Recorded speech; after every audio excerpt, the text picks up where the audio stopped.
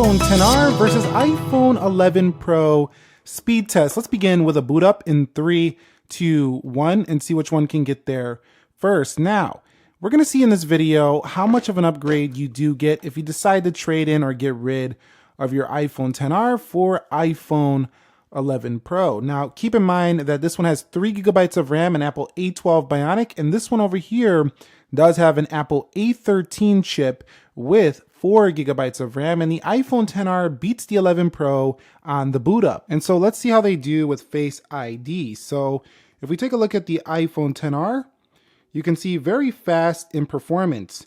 Now, the iPhone 11 Pro is supposed to have a little bit faster performance. And so let's take a look at the iPhone 11 Pro now.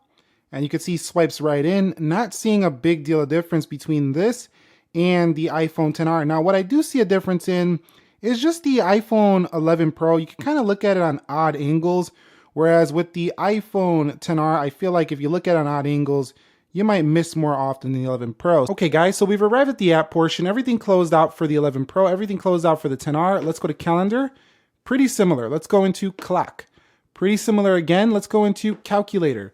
Pretty similar for both. Looking good on the XR. I like to see when the older phone is hanging right there with the newer phone. Let's go into Facebook. You could see a little faster there for the right Twitter. Maybe a hair quicker. Like you would have to go in slow-mo to maybe see which one was faster. I think that was the 11 Pro. Let's go into Snapchat. Very similar. Let's go into YouTube. And you could see, again, very similar. I think a hair quicker on the right. Let's go into music here. And you could see iPhone XR there. So in app, not a big deal of a difference here. Let's go into speed test. And speed test slightly faster here for the 11 Pro. And here comes the XR in just a second. If it'll find the network, there it goes. So a little quicker there for the iPhone 11 Pro. Let's go into Amazon and see how it does. Faster there for the XR. When in the app, no big deal of difference. Let's go into eBay. So if you are trading to the 11 Pro, you can expect a hair quicker performance, but a lot of other things like maybe a little bit better camera performance. Well, actually a lot better camera performance and better battery life as well. You can see Spotify pretty similar on both platforms. Let's go into the Prime Video. We might get an ad here. Let's see what happens. And no, it just looks like the iPhone 11 Pro was faster there.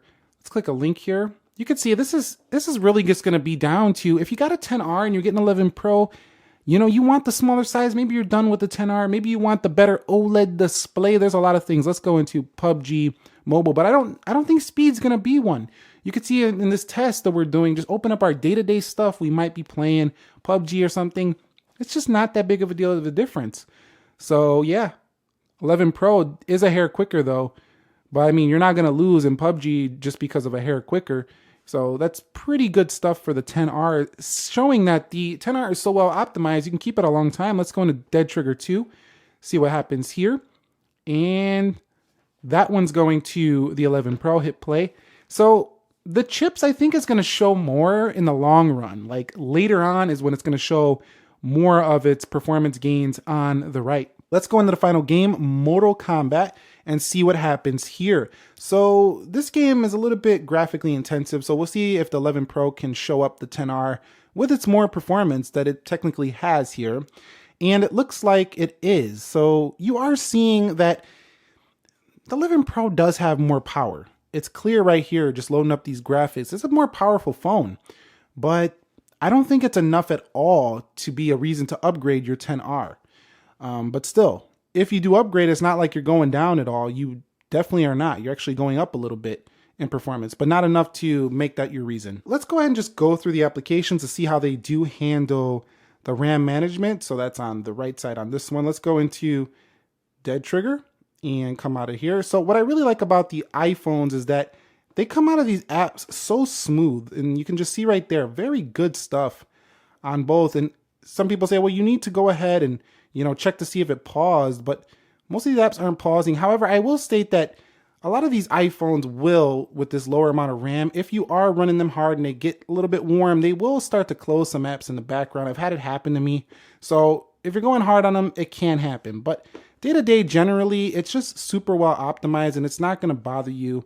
on this one. So you can see them just both holding the applications like it's nobody's business. Let's go into calendar and it's just excellent. Great performance on both of them when it comes to holding those apps. Again, like I said earlier, they can sometimes reopen and close. It depends on how many you get open, but day to day, for the kind of RAM you got, it's very impressive. Okay, so here's a browser test, target.com 321. And you could see the 11 Pro does actually have a little bit faster LTE performance. So that's one good thing about it. If you want to upgrade, you will get a better performance in mobile data for the iPhone 11 Pro. So let's go to bestbuy.com 321 and see which one gets there first. Looks like the 10R might have had that one, but I'm still seeing better performance day to day in my experience on the 11 Pro. 10R is not a slow phone. I'm not trying to make either one of these look bad. Like, they're both really good.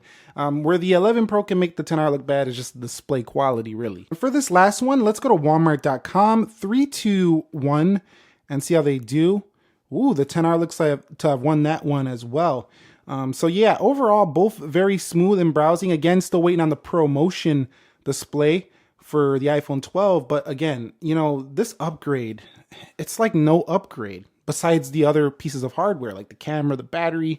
And I would like to see Apple in the iPhone 12 give us something that's like definitely noticeably quicker or smoother. That would be great. Okay, so I have the same iMovie clip loaded up here. We're gonna go ahead and export this. Let's go to export project and we'll see it's ready for sharing. That one's ready. That was faster on the 11 Pro. Now we'll hit save video here and we'll save this video in 4K. So let's hit 4K and you can see which one does this faster. Now here's where the iPhone 11 Pro with its A13 Bionic should show some true performance.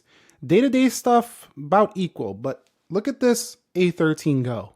And as the video gets longer, maybe it'll be even quicker. Let's see which one finishes out first. Yep, it's going to be the 11 Pro, but not substantially so. Again, this is only a 30-second 4K clip. If we did have like maybe a 5-minute clip, it would be a little bit of a different story. Here's the final Geekbench scores, which don't really mean much in the day-to-day, but what's reassuring about this video is even though the 10R is technically not as fast, is that you've seen that the 10R is still keeping up. I actually know someone who upgraded from the 10R to the 11 Pro, and they've loved the experience of the 11 Pro. They like that it's smaller, but if you're like, you know what, I want to get the 10R because it's cheaper now, the 10R is still a fantastic phone.